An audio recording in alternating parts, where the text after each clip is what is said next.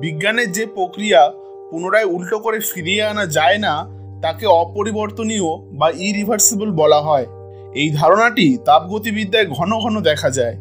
সকল জটিল প্রাকৃতিক প্রক্রিয়াই মূলত অপরিবর্তনীয়, যদিও সহাবস্থান তাপমাত্রায় একটি পর্যায় পরিবর্তনকে প্রায়ই পরিবর্তনযোগ্য বা রিভার্সিবল হিসেবে ধরা হয়।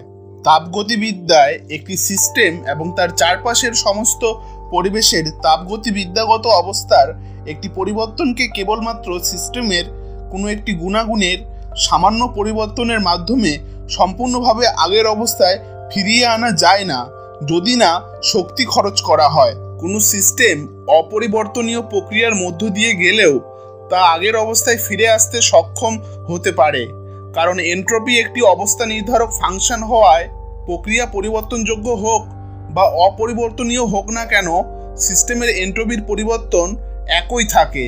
তবে সমস্যা হয় পরিবেশকে আগের অবস্থায় ফিরিয়ে আনার ক্ষেত্রে। একটি অপরিবর্তনীয় প্রক্রিয়া সিস্টেম এবং তার পরিবেশ উভয়েরই মোট এন্ট্রপি বৃদ্ধি করে। তাপগতিবিদ্যার দ্বিতীয় সূত্র ব্যবহার করে নির্ধারণ করা যায় কোনো কল্পিত প্রক্রিয়া পরিবর্তনযোগ্য কিনা। সাধারণভাবে একটি প্রক্রিয়া তখনই পরিবর্তনযোগ্য যদি তাতে ডেসিপেশন বা শক্তির অপচয় না ঘটে। উদাহরণস্বরূপ, জুল সম্প্রসারণ বা জুল এক্সপ্যানশন একটি অপরিবর্তনীয় প্রক্রিয়া, কারণ প্রাথমিকভাবে সিস্টেমটি অভিন্ন ছিল না। এর এক অংশে ছিল গ্যাস, আরেক অংশ ছিল ফাঁকা। শক্তির অপচয় ঘটার জন্য এমন একটি অসমতা প্রয়োজন।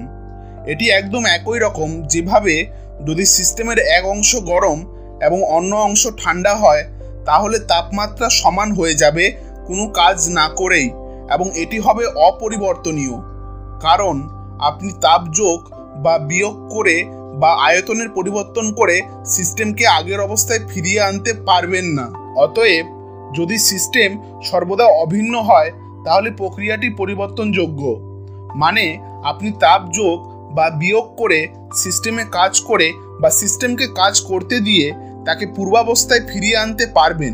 আরেকটি উদাহরণ হিসেবে, যদি আমরা ইঞ্জিনের অভ্যন্তরে বিস্ফোরণজনিত সম্প্রসারণকে পরিবর্তনযোগ্য হিসেবে বিবেচনা করতে চাই, তাহলে ধরে নিতে হবে যে স্পার্কের পর তাপমাত্রা এবং চাপ পুরো আয়তনে অভিন্নভাবে পরিবর্তিত হয়।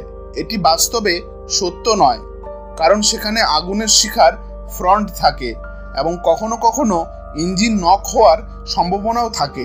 ডিজেল ইঞ্জিন অধিকতর দক্ষতা অর্জন করতে পারে। এর একটি কারণ হলো এতে দহন অনেক বেশি অভিন্নভাবে ঘটে, ফলে শক্তি কম অপচয় হয় এবং প্রক্রিয়াটি পরিবর্তনযোগ্যতার কাছাকাছি হয়। অপরিবর্তনীয়তার ঘটনাটি ঘটে এই কারণে যে যদি কোনো তাপগতিবিদ্যাগত সিস্টেম, যা একটি যথেষ্ট জটিল অণু পরমাণুর ইন্টারেক্টিং সিস্টেম হয়, একটি অবস্থা থেকে অন্য অবস্থানে আনা হলে তখন এর অণু ও পরমাণুগুলির বিন্যাস এমনভাবে পরিবর্তিত হয় যা সহজে পূর্বাভাসযোগ্য নয়। এই রূপান্তরের সময় কিছু রূপান্তর শক্তি ব্যবহার হয়ে যায়, যেহেতু কার্যকারী বস্তুর অণুগুলো একে অপরের উপর কাজ করে। এই রূপান্তরের সময় কিছু তাপশক্তির ক্ষয় বা অপচয় ঘটে অনুগত ঘর্ষণ বা ইন্টারেকশনের মাধ্যমে। এই শক্তি আর পুনরুদ্ধারযোগ্য নয়। যদি প্রক্রিয়াটি উল্টো পথে ফেরানোর চেষ্টা করা হয়, তবুও সেটা কোনোভাবে সম্ভব হবে না। অনেক জৈব প্রক্রিয়া যেগুলো একসময় পরিবর্তনযোগ্য বলে ভাবা হতো, এখন দেখা গেছে সেগুলো আসলে দুটি অপরিবর্তনীয় প্রক্রিয়ার যুগল। একসময় ধারণা করা হতো একটি এনজাইম সামনের ও উল্টো দুটি রাসায়নিক পরিবর্তন চালনা করে, কিন্তু গবেষণা করে দেখা গেছে যে সাধারণ দুটি পৃথক এনজাইম যাদের গঠনগত দিক থেকে মিল আছে, এই দুটি অপরিবর্তনীয় প্রক্রিয়া সম্পূর্ণ করতে ব্যবহৃত হয়। পরিবর্তনযোগ্য ও অপরিবর্তনীয় ঘটনাগুলোর পার্থক্য জটিল সিস্টেমগুলো বোঝার ক্ষেত্রে বিশেষ ব্যাখ্যামূলক গুরুত্ব বহন করে। জীববিজ্ঞানী হাম্বার্তো মাতুরানা ও ফ্রান্সিসকো ভারেলার মতে জীবিত প্রাণীর বৈশিষ্ট্য হলো আত্ম উৎপাদন বা অটোপোয়েসিস, যা তাদের টিকে থাকার সুযোগ দেয়। পদার্থবিদ ও রসায়নবিদ ইলিয়া প্রিগোজিন আরও প্রাথমিক ধরনের আত্মসংগঠিত ব্যবস্থার কথা বলেছেন। জটিল সিস্টেমগুলোর প্রেক্ষিতে যেসব ঘটনা কোনো আত্মসংগঠিত প্রক্রিয়ার সমাপ্তি ঘটায়, যেমন মৃত্যু, কোনো প্রজাতির বিলুপ্তি বা একটি আবহাওয়াগত ব্যবস্থার ভেঙে পড়া, সেগুলো অপরিবর্তনীয় হিসেবে বিবেচিত হয়। এমনকি যদি একই সাংগঠনিক নীতির একটি ক্লোন তৈরি করা হয়, তাহলেও আগের নির্দিষ্ট সিস্টেমটি আবার ফিরে আসে না। যেসব ঘটনার সাথে জীব, প্রজাতি বা অন্যান্য জটিল সিস্টেম তাদের আত্মসংগঠনের ক্ষমতা দিয়ে মানিয়ে নিতে পারে, যেমন সামান্য আঘাত বা পরিবেশগত পরিবর্তন, সেগুলো পরিবর্তনযোগ্য। তবে মানিয়ে নেওয়া নির্ভর করে সেই জীবের মধ্যে নেগেনট্রপির আমদানি করার ওপর, যার ফলে তার পরিবেশে অপরিবর্তনীয় প্রক্রিয়াগুলোর বৃদ্ধি ঘটে।